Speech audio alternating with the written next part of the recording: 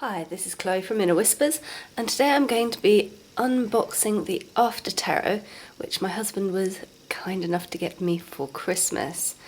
It's an interesting idea from Lo Scarabeo, the basic concept being that you see the tarot cards a moment after we originally saw them in the Rider Waite deck.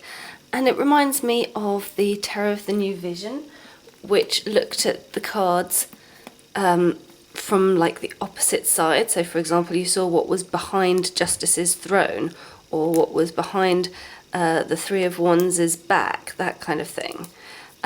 So this looks like an equally interesting concept, which may challenge some of sort of traditional ideas and symbolism, but hopefully will be quite interesting in how it does so. So it comes both in a standard deck and in this lovely kit. As it was a Christmas present, I got the extra nice kit, and it has magnetic flap kind of box, nice big one, and look at that, so here's what happens in the moon after we originally saw it. And the guidebook is by Corinne Kenner, who certainly knows her stuff. I've seen her a couple of times talking at conferences, and she's an interesting lady, that's for sure. And this is titled Afterthoughts. It has tarot basics, then the actual cards, and a little conclusion. Magical history of tarot, major, the minor, the four suits, how to read the cards, tips and hints, and alright, okay, so this is what I was looking for. There is a spreads and layouts section. One card, the momentary glimpse. 2 cards, subtle shifts. 3 cards, before, during and after. Alternate timelines, that's a good concept, and it has a sample reading. And timekeeping, how to turn back time. And the tarot date book. Okay. Alright, yeah, so this is kind of the, what do you call it, the astrological associations. Corinne's very into her astrology, so that's interesting appendix. And then we move into the cards, so let's take a look. Yeah, a little stop and smell the roses, a happy wanderer for the fool. Okay, and then we have the wands, which is the magician and the 4 aces. The ace of wands, too hot to handle. The ace of cups, I give you my heart. It's a nice little sort of keyword or title, a description of the card, key symbols, suggested interpretations. That's nice. So, the cards themselves.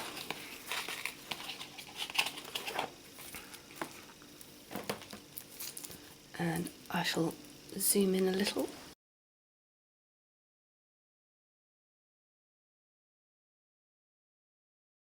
A couple of title cards, and then we have the cards themselves.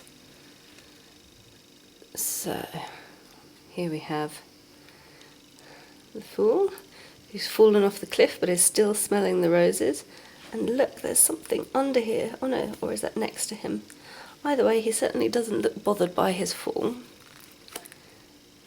The magician now has his symbols floating around him.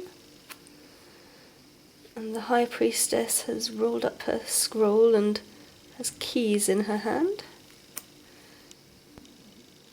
Oh, the empress has given birth. And there's a goslings by the swan. The emperor just looks plain grumpy now that the goat has come next to him.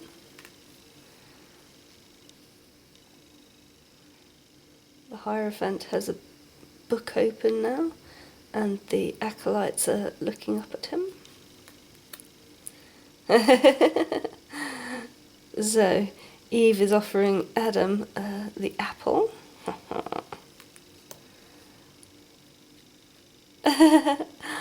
I don't know what this is meant to be, but my first glance at it was that, he's using his magical wand to direct the sphinxes, and he's checking his smartphone for directions. Oh, the lion's cuddling up into Strength's caress. Alright, the hermit's staff has turned into a snake, and a black dog or a wolf has come to join him.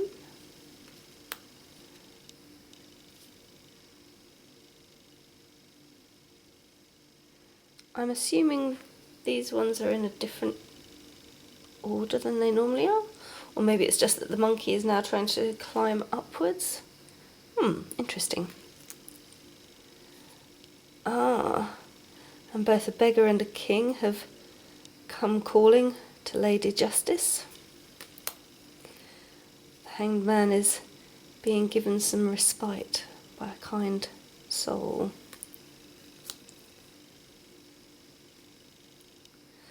Death has smote the little child and left the girl who's crying over it. That's a little sad. Oh, and Temperance's bird has come out to fly from his cup. And the two people in the devil card are getting down and dirty. And there's all sorts of horrible demons around them. The tower has been hit again and is really totally destroyed. Ooh, the star's gone for a swim. And here we see the lady from the moon card coming out. And another child has come to join the sun child. The horse has gone off and the two are playing with the flag. That's quite playful and fun. Oh, interesting. In Judgment, their physical bodies have collapsed and gone, and it's their spirits that rise up. And the world card has the suit emblems around. So, yeah, kind of an allusion to rejoining the magician, perhaps. The Ace of Cups, the bird is flying away and there's a heart on the hand as the cup descends to the water. This is a sweet one that's on the front cover and on the book. So the Two of Cups, they're now embracing. The Three of Cups, they keep on dancing, we just see them from a different direction. And the Four of Cups, oh my, Mr. Grumpy has grabbed the cup and is pouring it out. You offered me something extra, I'm not having any of it. Oh dear. And the person from the Five of Cups isn't even noticing as someone goes by drowning in the river, too into his sorrow and sadness. The children in the Six of Cups go off to play. And the person in the Seven of Cups has made a choice, but is it the right one? In the Eight of Cups, there's a lady left behind, and she's spilling his cups. One has wine, one has water. Oh, and there's a feast for the Nine of Cups person. And the Ten of Cups there. Been joined by the grandparent and having a bonfire. The Page of Cups has lost his fish. And the Knight of Cups is having a drink as his steed carries him past a waterfall. That's rather lovely. The Queen of Cups has taken the lid off her cup and found a fish inside. And the King of Cups is pouring his water out. Ace of Pentacles has a beetle on it. Two of Pentacles, we see one of the ships landing or another ship going off. Interesting.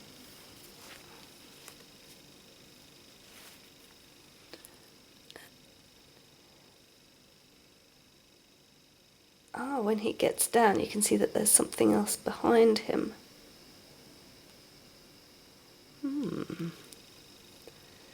Oh my. Death comes to the Four of Pentacles guy. You can hold on as tight as you like, it's not going to help you. And Five of Pentacles. Another person in rags comes by. Will she help them out?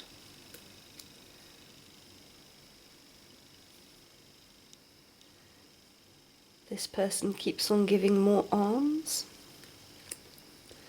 And this person actually harvests something and goes off with it. Equally, he puts some of his pentacles onto a pretty bench, moving onward and upward in his craftsmanship, perhaps. And the Lady of the Nine of Pentacles harvests some of her grapes. And the Ten of Pentacles, one of the children finds a treasure chest that the family's left behind. Okay, we have a little gnome in the Page of Pentacles. The Knight of Pentacles looks at his pentacle while oxen draw a carriage in the background. The Queen of Pentacles looks at hers also, and it's a reflective surface. And her rabbit goes lolloping off. Okay, so there's a lot of stuff with the animals here. And here we have a chameleon or a fire lizard, salamander. Someone comes to join the two. They have the whole world together. That's nice. Oh, wow. He's sending off a messenger bird, perhaps? And here are the wedding celebrants coming. Going. One person left standing. They decide to take a break after all that battling. And he gives a crown to someone else. A lady. Is he choosing his lady love, or is he simply honouring some of the people who've helped him achieve his success? Oh my, there's a real battle in the Seven of Wands though. Jumping down from the cliff and getting into it. And an archer in the Eight of Wands. Someone else has come to join the fight and defend the fortress or the battlements. Oh dear, he dropped all his wands, but at least he's picked one, so now he can move ahead. Page of Wands, is leaving behind a lady. The Knight of Wands is charging past the Sphinx. Queen of Wands. The lion down here is grinning. We can see she has a red shoe. And there's a salamander here now too, that the black cat is looking like it's going to try and catch. So, interesting symbolism for sure. There's great traditional nature to them, and yet with many interesting new touches. The Ace of Swords, the power of air, as it was called. A hooded hawk on a gauntlet. So the two swords have been given over to two fighters. Oh, the bandaged heart. And a lady coming to the grave. He's very happy with himself. Nasty, smug guy. And they've reached the further shore. Uh-oh, he's going to fall into a trap. And she's getting some assistance from outside. That is one way of going. Fight your inner demons, fight your nightmares. Perfect card for me. My word for the year 2017 is Demon Slayer. People have come to rescue the dead figure in the Ten of Swords.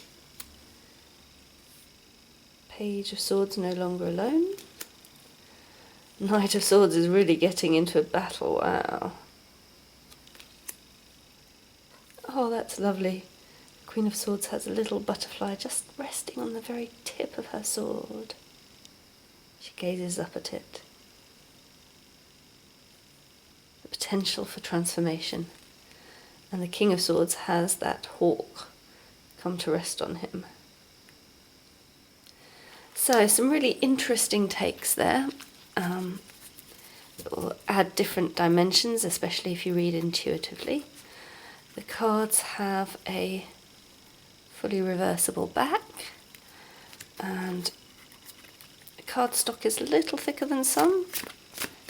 There was a bit of a bend to these ones, but I think it's one that will iron out with a few good shuffles.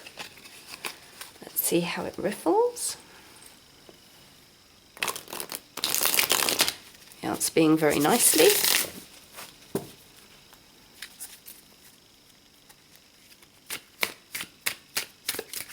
So though I can't hold the whole deck in one hand, it does shuffle quite nicely.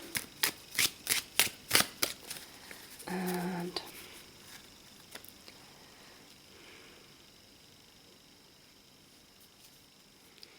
Temperance, beautiful. One of my favourite cards, and one that I'm going to be talking about at the UK Tarot Conference later in the year, so that's exciting. Blessed be.